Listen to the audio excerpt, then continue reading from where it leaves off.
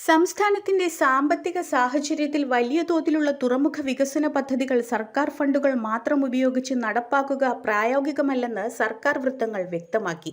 അതിനാലാണ് തുറമുഖ മേഖലയിൽ സ്വകാര്യ നിക്ഷേപം പ്രോത്സാഹിപ്പിക്കുന്ന നയം സ്വീകരിച്ചതെന്നാണ് വിശദീകരണം. തുറമുഖ വികസനത്തിനാവശ്യമായ ആയിരക്കണക്കിന് കോടി രൂപ സംസ്ഥാനത്തിന് നേരിട്ട് നിക്ഷേപിക്കാൻ കഴിയുന്ന സാഹചര്യമില്ല. അതിനാലാണ് സ്വകാര്യ പങ്കാളിത്തം ഉറപ്പാക്കിയ അടിസ്ഥാന സൗകര്യ വികസനം വേഗത്തിലാക്കുന്നത് എന്നാണ് സർക്കാരിന്റെ നിലപാട്. അതേസമയം പൊതുമേഖലാ ആസ്തികൾ സ്വകാര്യവൽക്കരിക്കുകയാണെന്ന ആരോപണവുമായി പ്രതിപക്ഷം രംഗത്തെത്തി.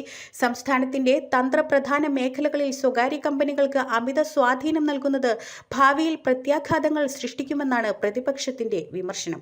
എന്നാൽ സ്വകാര്യ നിക്ഷേപം കൊണ്ടുവരുന്നതിലൂടെ തൊഴിലവസരങ്ങൾ വർദ്ധിക്കുമെന്നും ചരക്ക് ഗതാഗത മേഖലയ്ക്ക് വലിയ ഉണർവ് ലഭിക്കുമെന്നും സർക്കാർ ചൂണ്ടിക്കാട്ടുന്നു. കേരളത്തെ അന്താരാഷ്ട്ര വ്യാപാര ഭൂപടത്തിൽ കൂടുതൽ ശക്തമായി അടയാളപ്പെടുത്തുന്നതിനും തുറമുഖ വികസനം നിർണായകമാണെന്നാണ് വിലയിരുത്തൽ. തുറമുഖ വികസനവും സ്വകാര്യ നിക്ഷേപവും സംബന്ധിച്ച ചർച്ചകൾ സംസ്ഥാന രാഷ്ട്രീയത്തിൽ കൂടുതൽ ചൂടുപിടിക്കുമ്പോൾ സർക്കാരിന്റെ ഈ നയം വരും ദിവസങ്ങളിൽ കൂടുതൽ രാഷ്ട്രീയ വിവാദങ്ങൾക്ക് വഴിവെക്കാനിടയുണ്ടെന്നാണ് നിരീക്ഷകരുടെ വിലയിരുത്തൽ. കൂടുതൽ വാർത്തകൾക്കായി ചാനൽ സബ്സ്ക്രൈബ് ചെയ്യാനും ബെൽ ഐക്കൺ അമർത്താനും മറക്കരുത്.